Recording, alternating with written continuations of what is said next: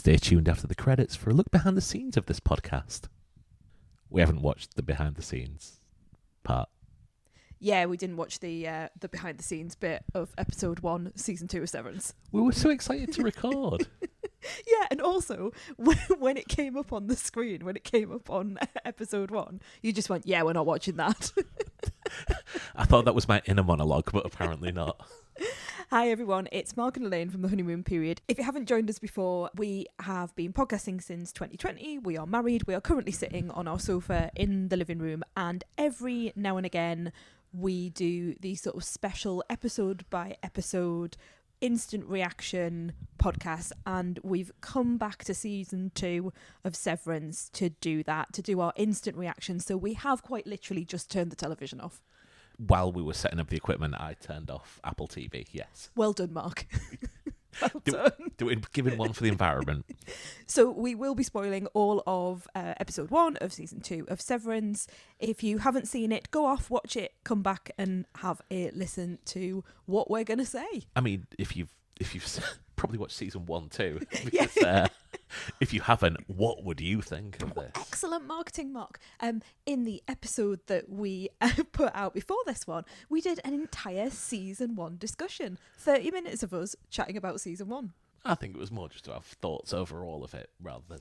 I'm trying to big it up. I'm trying to upsell it, Mark. Okay. It's been one of our most downloaded episodes for many, many years. So just, add those numbers on. It's good to know that people are out there. So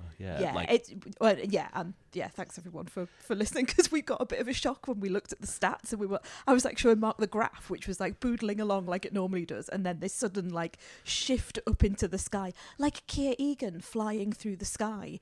The numbers went up.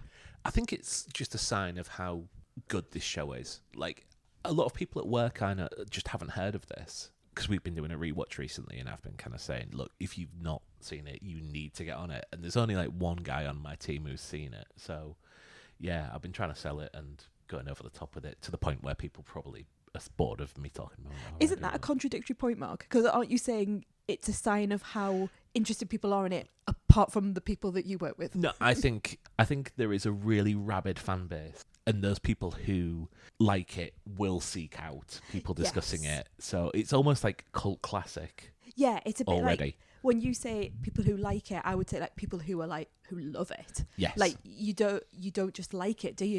You really, really like it. It's been the 4th best show of 2022 on your top 10 of the year, by the way. Let it go, Mark. Let it go. I might revise my list from 2022 now. It has been, when I put something out on social media to say we were doing this, I have not had as many messages for quite some time.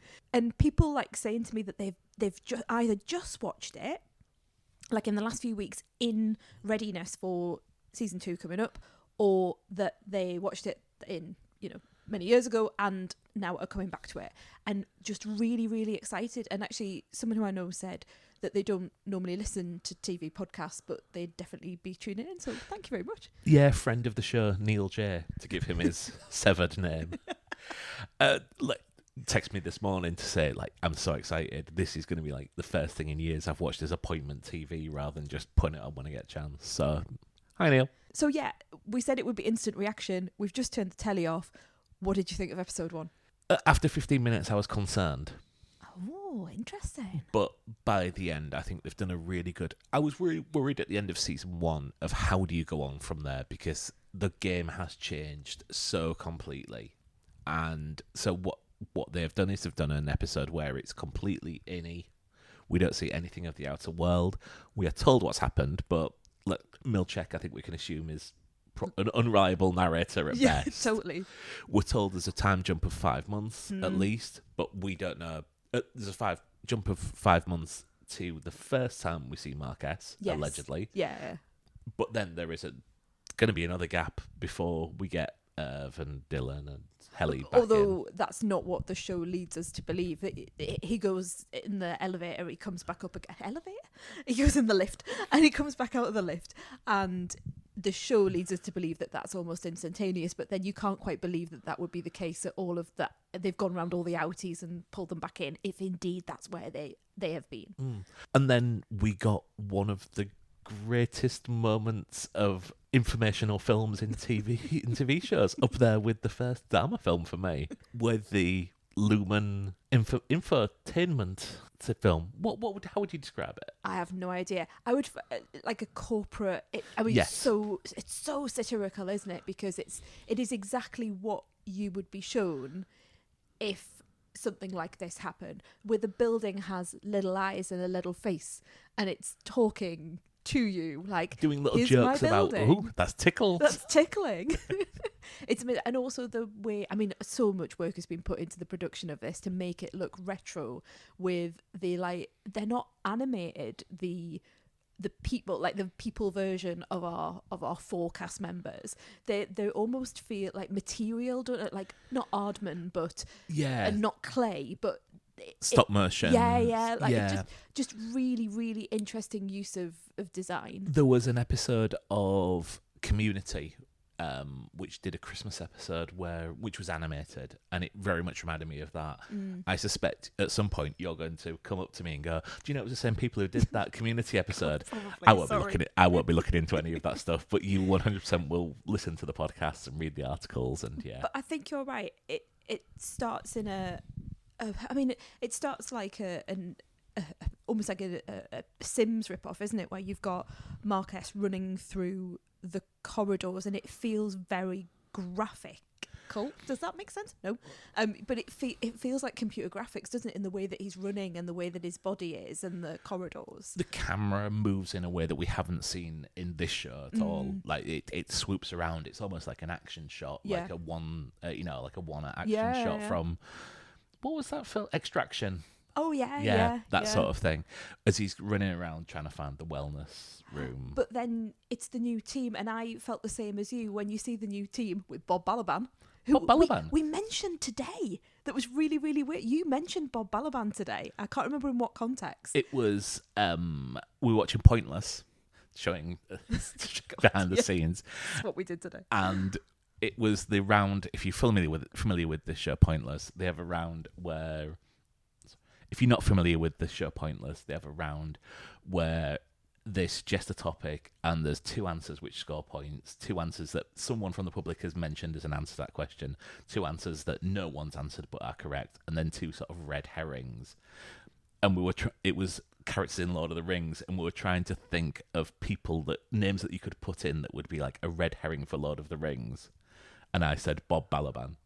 Rather than like Tom Bombadil. Yeah, which came up. Yeah, Tom Bombadil was one of the answers. So that was weird. And when Bob Balaban turned up, I was like, did you know that he was going to be in it? I think I might have seen something Do you somewhere. think something in the back hindsight, of your mind? Yeah. And I just hated them. I hated all of the new team. Gwendolyn Y, the guy that didn't get he didn't get a name, when they were doing the ball game with Miss Wong, who we must come back and talk about. I didn't pick up his name.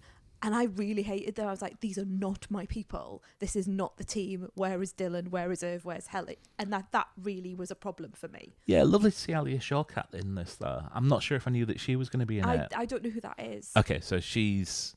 is it Gwendolyn? Gwendolyn Y, I think. Yeah, Gwendolyn Y. Yeah, she is an actress. She was in... Recently, this year, she was in Blink Twice, one of my films of the year. Mm-hmm. She made her name in Arrested Development. Okay, so she is maybe Bluth. Yeah, okay. Marry me. Okay. Yeah, you've never seen that show. I've never seen it. You're just saying words to me. But yeah, was that your sticking point, that you were in and it's what the show wants us to do. They want us to go, oh, this isn't right. Where are our old that's team? Exactly it. Yeah. And I didn't know quite how they were going to get out of this. As it happens, they just have... They've done really, really good job in putting us, resetting back to the beginning, with that threatening level of, is Milchek really has changed, and in his Lumen really has changed as they claim? I'm going to guess not. I'm going to guess not as well. But it's very clever, isn't it? Again, it's really satirical. It made me really... It really reminded me of where companies have been caught out and then they come back and then they do this rebrand or they do this marketing exercise where they say, we've really changed, we've really listened. And there were all those signs up in the break room. I love the redesign of the break room, by the way, with like the soft chairs. And but still, you're right. When Milchek says, at the back, Irving, because you're a tall glass of milk. Yes. There's something really unnerving about the way that he says that, or the way that he's positioning someone and not allowing them to sit where they like want to sit. I love that redesign. I don't believe for a second that things are better. I don't really understand where everyone's been. I haven't got any sort of theories on what's been happening. I'm sort of waiting for the show to show me that. I found it, much like I did with the start of series 1, incredibly claustrophobic. You know, those low ceilings, the white light, the lack of light and shade, and the fact that they can't like go into the storage cupboard anymore and sort of have those quiet meetings. Although I really did, and I think that break room scene must be really a pivotal scene for us because we keep going back to it. I love that bit where they are sharing or not sharing what has happened to them in the outside world, and that sense of camaraderie, to take one of Rickon's words. Yeah. So let's look at our big four and let's work out where they all are, because Mark is playing it with a straight bat. Yeah. He tells them everything. He tells them about Miss Cobel being in his sister's house. He tells him that Rickon is his brother-in-law. Yeah, which everyone's very excited about. Yeah, everyone's very excited about.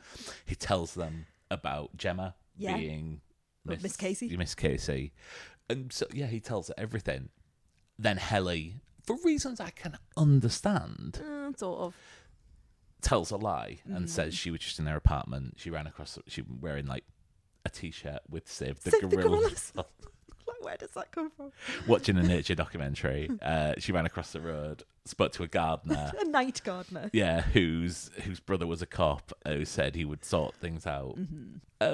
Irv, again, just runs off because he is still dealing with the tragedy. He's so quiet as well. It's such a restrained performance from him. Even when he comes out of the loo, he can't quite get the words out, which I very affecting performance from John Turturro. But and I can't remember what it was, but there was a moment during the video where he was very... It was the tickle. It was the tickly bit. Yes, yeah. That was it. So he's completely Irv again, isn't it? Like, you know, that joyful Irv that we've seen before. But, I mean, and this is an interesting... because he has met his first love. Yeah. And he can't deal with being without Bert, you know. And... obviously, when we were young, like, you know, I remember being rejected a lot as a child.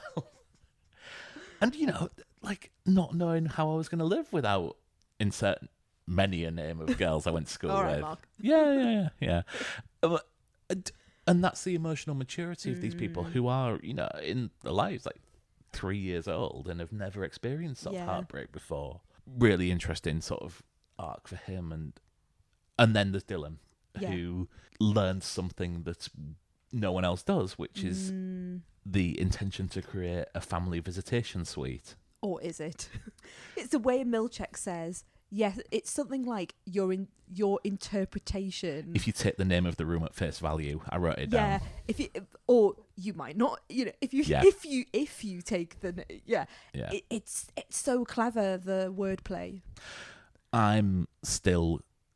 because does he mention that the name of his wife is Gretchen? Gretchen. Which doesn't seem right for Dylan. I don't feel Dylan would have a wife called Gretchen. My crackpot theory of them being married on the outside world, I'm still sticking by it. With Milchek and Dylan?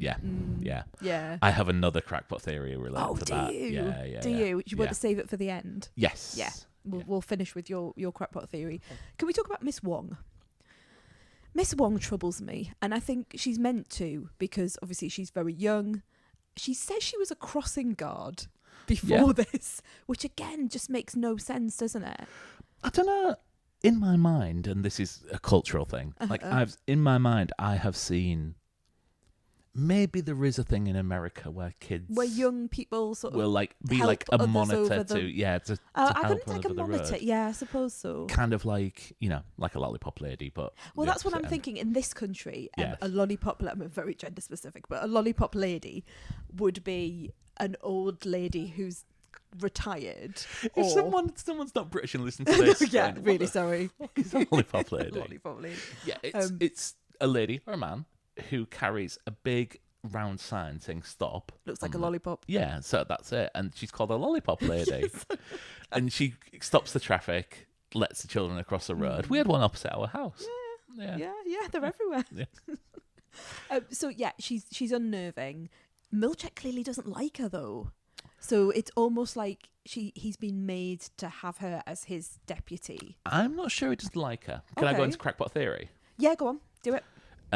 This is gonna either kill or cure this feature. All right, okay. I'm gonna say Miss Wong is one of Dylan and Milchek's children. Okay, right, okay. I did wonder whether she was a child of someone, and I couldn't quite work out where that... And I wonder whether time has moved on significantly, but... Yeah. Because I did think that. I thought, oh, they've brought a child into it. Maybe they are a child of someone. And I was wondering if it was like Mark and Miss Casey. Well, Did that make is the... sense to Yeah, you as that well? takes more...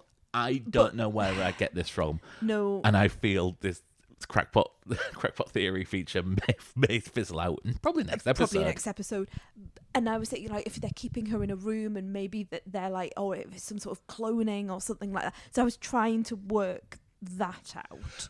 But I don't know. Mark, there is definitely a look from Mark when he meets Miss Wong, Yes. which he is thinking something. Which Yeah. yeah. I don't know quite what's going on there, but I suppose that's the whole point of a mystery box show. I think at the start, Miss Wong was also something that made me worry about the show because it's edging towards possibly surrealism for surrealism's sake. Yeah, I agree. I have confidence that the show makers will sort of tie it all back to something, but it was going towards a place that I think walking past the room of goats adds a bit of mystery. I think putting a child in a managerial role is a little bit too far for me. I agree. So, yeah. Yeah, I agree. So, yeah, I mean, look, I had concerns, but I had concerns going into it as well. So that's... I'm glad that by the end of it, I'm quite positive. All four of them are back to where they want to be. Yes. Although, I guess the next episode might be completely outy. I don't know. I don't know whether they're going to keep that, because that's the big mystery, isn't it?